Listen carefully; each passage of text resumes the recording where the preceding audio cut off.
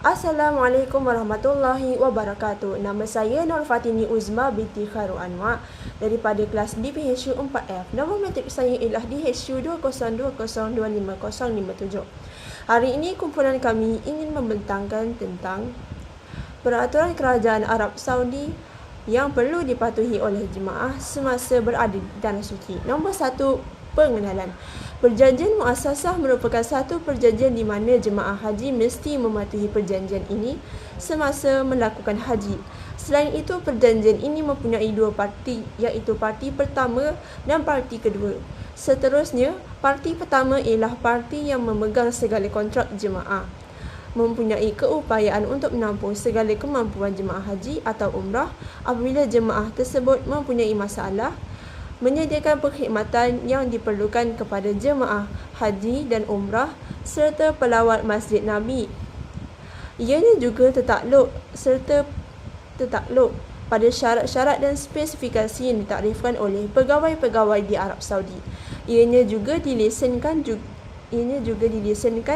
untuk bakal jemaah melaksanakan umrah atau haji. Manakala parti kedua pula berlesen dan memenuhi semua syarat perjanjian rasmi pihak berkuasa dalam jemaah umrah semasa aktiviti umrah dan juga haji.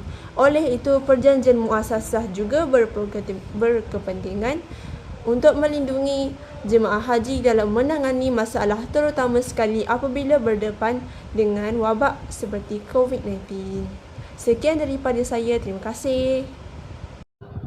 Bismillahirrahmanirrahim. Assalamualaikum warahmatullahi wabarakatuh. Nama saya Muhammad Fakhrul Razi bin Zulkifli.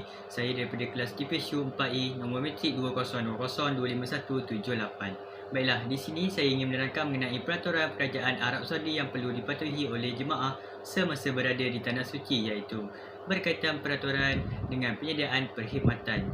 Peraturan yang pertama adalah kedua pihak, iaitu pihak di Malaysia dan Arab Saudi harus mematuhi arahan dan peraturan perkhidmatan umrah, terutamanya yang berkenaan berkaitan dengan penyediaan perkhidmatan. Yang kedua adalah kedua-dua pihak harus mematuhi karya yang ditetapkan sebagai ditakrifkan oleh peraturan, undang-undang dan peraturan tanpa pertindihan peranan. Yang ketiga adalah pihak kedua tidak dibenarkan membuat provokasi sebarang perkhidmatan di kerajaan. Yang keempat adalah pihak kedua mematuhi semua program dipersembahkan oleh parti pertama dan mungkin tidak berubah kecuali dengan persetujuan pihak pertama. Yang kelima adalah jemaah umrah di luar negara hendaklah ditampung di hotel dan di unit perumahan yang dikategorikan dan dilesenkan oleh pihak yang diberi izin, iaitu pihak berkuasa. Yang keenam ataupun yang terakhir adalah pihak kedua hendaklah mematuhi dengan menghantar tarikh kedatangan dan berlepas jemaah umrah dengan memberitahu syarikat penerimaan untuk menyediakan alat pengangkutan seperti yang dirancang melalui sistem. Baiklah, sekian itu saja daripada saya. Terima kasih. Assalamualaikum warahmatullahi wabarakatuh. Nama saya Muhammad Nizaruddin bin Muhammad Nizam dan nombor matrik saya DHU 202025123. Okey, pada kali ini saya akan menerangkan tentang tajuk kumpulan saya, iaitu Peraturan Kerajaan Arab Saudi ke atas jemaah semasa berada di Tanah Suci dalam Perjanjian Muassasah.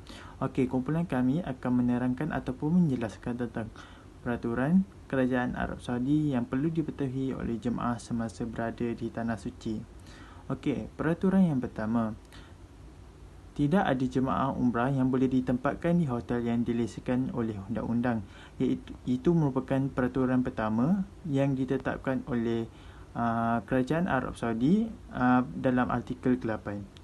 Okey, peraturan yang kedua. Pihak kedua bertanggungjawab sepenuhnya atas kepulangan jemaah umrah dan berhak untuk mengambil semua jaminan yang sesuai tertakluk ke atas budi bicaranya.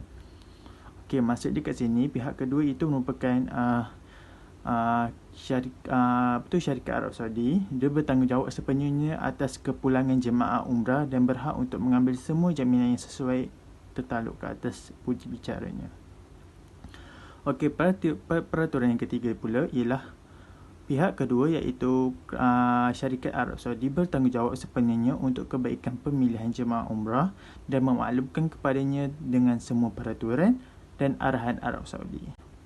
Okey, dan keempat pula iaitu syarikat Arab Saudi berhak untuk melakukan ataupun meluluskan visa dari rancangan operasi yang diberikan kepadanya dan tertakluk kepada budi bicaranya tanpa ada bantahan dari pihak kedua, dan syarikat Saudi boleh menurunkan atau menambahkan jumlah visa untuk ejen luar negara yang tertakluk kepada syarikat Arab Saudi. Okey, budi bicara tanpa sebarang bantahan daripada ejen. Okey, itu saja daripada saya. Sekian, terima kasih. Bismillahirrahmanirrahim. Assalamualaikum warahmatullahi wabarakatuh. Nama saya Ummul Fatihah binti Harisman daripada kelas DPHU 4E. Dan nombor matrik saya adalah DHU 2020-24785. Jadi insyaAllah saya akan menyambung artikel 8 iaitu peraturan awam yang kawan saya telah terangkan sehingga peraturan yang keempat, dan saya akan menyambung kepada peraturan yang kelima. Jadi peraturan yang kelima adalah untuk memberi jaminan kepada pihak kedua bahawa dia tidak dibenarkan memberikan perkhidmatan di Arab Saudi dan bahawa pakej perkhidmatan di Arab Saudi diselenggarakan menjadi melalui pihak pertama dan para pengawalnya. Sekiranya pihak kedua melanggar peraturan tersebut, maka dia bertanggungjawab ke atas pertanggungjawaban undang-undang tersebut. Jadi saya akan menyambung dengan peraturan yang ke-6 dalam dalam artikel 8 peraturan awam ini. Jadi peraturan yang ke-6 ini adalah pihak kedua komited untuk perkara berikut. Apakah perkara berikut? Perkara yang pertama adalah ketibaan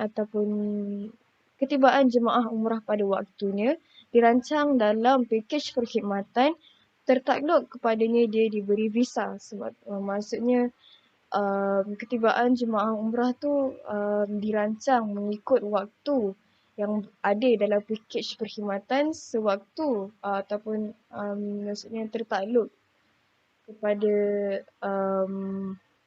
kepada dia yang memberi visa. Maksudnya pihak kedua committed untuk perkara berikut. Okay.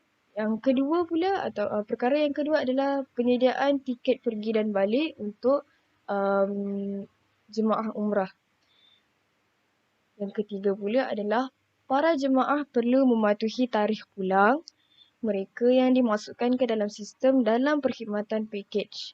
Yang keempat, kesimpulan kontrak sah dan jemaah antara dia dan jemaah haji di negaranya melalui sistem elektronik dengan memberikan salinan cetak dari jemaah itu.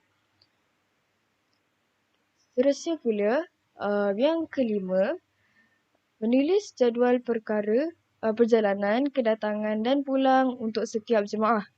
Yang keempat pula, yang keenam pula, mencetak ID atau gelang barcode untuk setiap jemaah termasuk program haji.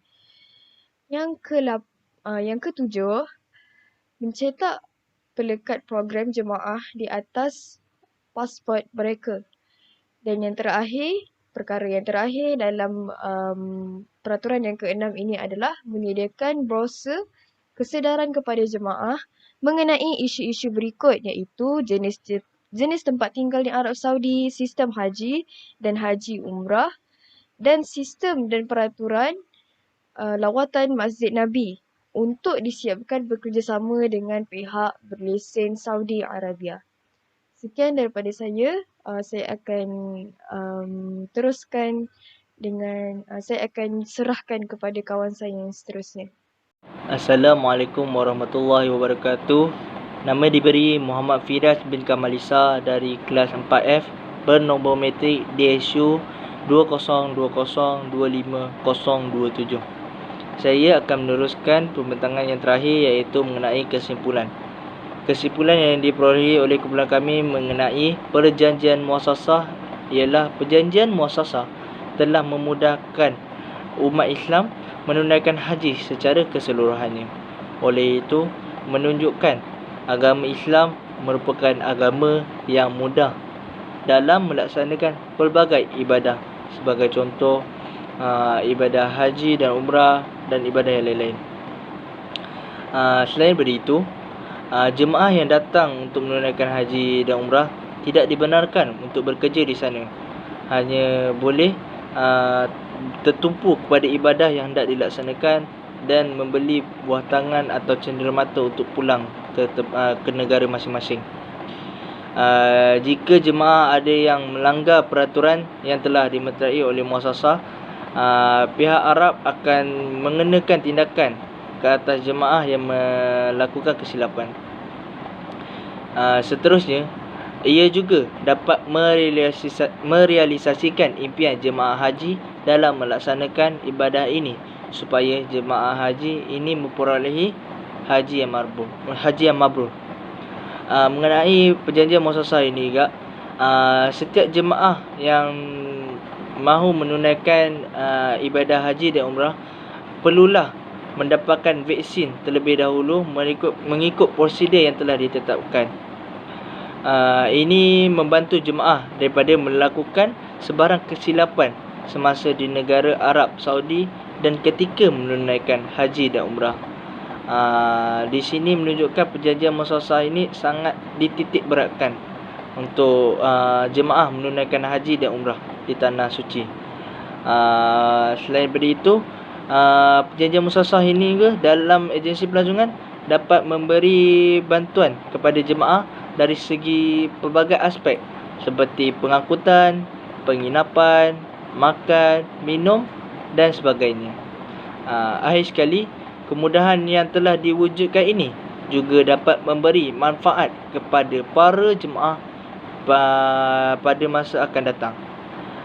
Ini memberitahu bahawa perjanjian muassasah ini dilaksanakan, perlulah jemaah melaksanakan perjanjian yang telah dimeterai dengan sebaik mungkin dan berhati-hati supaya tidak berlaku sebarang kekurangan seperti dokumen ataupun tipu daya. Baiklah, itu saja daripada saya. Sekian, wabillahi taufiq wa hidayah. Wassalamualaikum warahmatullahi wabarakatuh.